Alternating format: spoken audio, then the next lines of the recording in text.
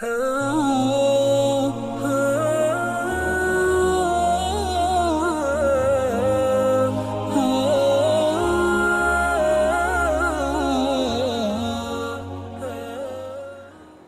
کو اسلامی سال کے آغاز کا علم ہو جائے، کیا اس کی مبارکباد محرم کے مہینے میں دے سکتے ہیں؟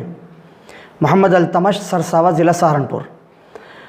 اسلامی سال کے آغاز پر مبارکباد دینا، اس کے سلسلے میں علماء کے مختلف اقوال ملتے ہیں۔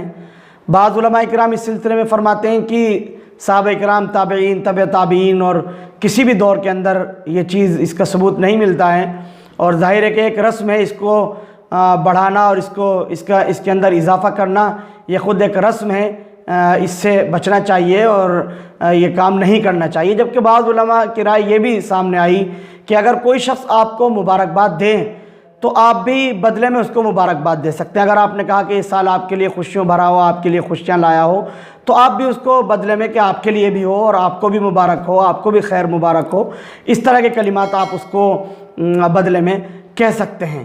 تو اس طرح کی آراء اور اس طرح کے اقوال علماء کرام کے ہیں۔